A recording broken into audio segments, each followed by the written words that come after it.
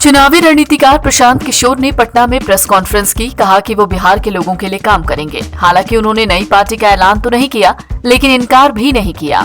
साफ कह दिया कि वो बिहार के लोगों से मिलेंगे और उनसे बात करेंगे। उन्होंने 2 अक्टूबर से बिहार में 3000 किलोमीटर की पदयात्रा का ऐलान किया। प्रशांत ने कहा, मेरे पास जो भी कुछ है वो मैं पूरी तरह से बिहार को समर्पित कर रहा हूँ। बिहार के लोगों से जाकर मिलूंगा, उनकी बातें समझूंगा। ऐसी कोई घोषणा मैं आज नहीं करने वाला हूँ। मेरी कोशिश ये है और मेरी भूमिका आने वाले दिनों में ये होगी कि ये जो लोग जिनको मैं कह रहा हूँ, जो यहाँ के सामाजिक और राजनीतिक जीवन से जुड़े हुए हैं और जो यहाँ की मिट्टी को, यहाँ के मुद्दों को, यहाँ के समस्याओं को समझते हैं, उनमें से एक बड़ा तबका उनसे मिलना, उनसे समझना और उनको एक साथ एक प्लेटफॉर्म पर लाकर खड़ा करना। पहली मेरी भूमिका का पहला जो लक्ष्य है वो ये है।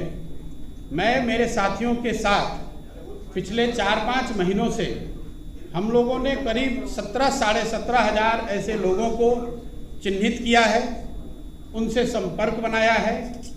आने वाले 3-4 महीनों में मैं व्यक्तिगत रूप से इनमें से ज़्यादातर लोगों से मिलने वाला हूँ, उनसे बात करने वाला हूँ और जो जन सुराज की सोच है, गुड गवर्नेंस की जो सोच है और आगे उसको बिहार में उतारने के लिए, बिहार में उस चीज़ को, उस अवधारणा को जमीन पर लाने के लिए जो करने की ज़रूरत है, इस संबंध में उनसे मिलकर उनसे बात करने वाला हूँ। इस संदर्भ में मैंने पिछले 3 दिनों में कोई 150 लोगों से मेरी मुलाकात हुई। सैंपल के तौर पे जो 17,500-18,000 लोग हम लोग के साथ जुड़े हुए हैं, उसमें समाज के अलग अलग वर्गों के लोग, अलग अलग पृष्ठभूमि के लोग, राजनीतिक और गैर राजनीतिक दोनों।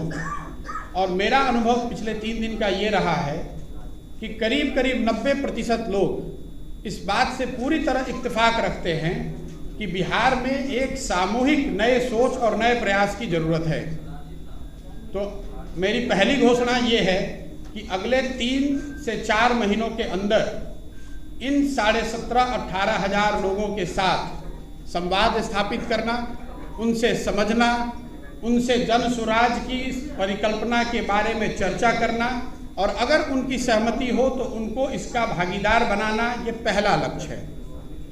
अगर इनमें से एक बड़ा वर्ग 2,000, 5,000, 3,000, मैं कोई संख्या अभी आपको एक संख्या नहीं बता सकता हूँ, लेकिन इसमें से बड़ी संख्या में लोग अगर एक साथ आए, एक प्लेटफॉर्म या एक अभियान के तहत जुड़कर आते हैं और वो मिलकर ऐसा तय करते हैं कि हमें किसी राजनीतिक संगठन या पार्टी की ज़रूरत है, तो उस पार्टी की घोषणा उस समय करी जाएगी। अगर वो पार्टी बनती भी है तो वो पार्टी प्रशांत किशोर की पार्टी होगी, ऐसी बात नहीं है, वो उन सबों की पार्टी होगी।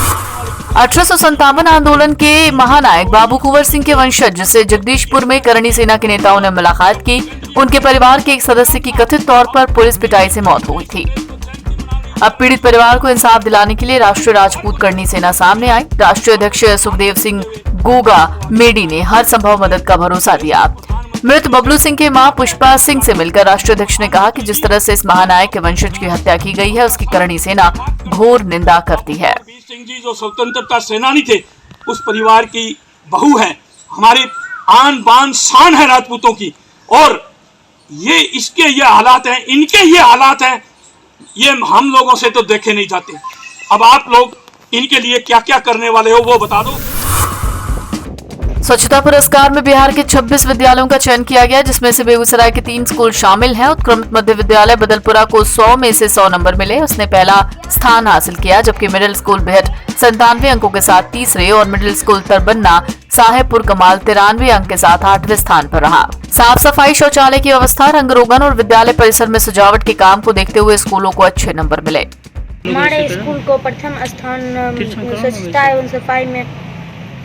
स्वच्छता एवं सफाई में प्रथम स्थान मिला है। इसके लिए हमें बहुत खुशी है।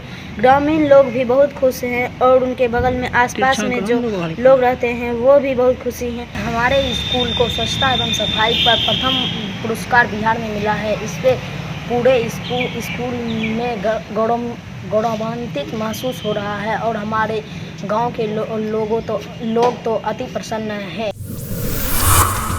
भोजपुर जिले के डीडीसी हरिनारायण पासवान का एक गाना गाते वीडियो वायरल हुआ है। ये वीडियो उनके ऑफिस का बताया जा रहा है, जहां वो पूरी मस्ती में माइक से बंद कमरे में गाना गाते दिख रहे हैं। उनके साथ कई कर्मचारी दिख रहे हैं। चुपके से इसका वीडियो किसी ने बना लिया। अब ये तेजी से वायरल हो रहा है। वीडियो सामने आने के बाद जिला परिषद के कई सदस्यों ने उप विकास आयुक्त पर भ्रष्टाचार में शामिल होने का आरोप लगाया।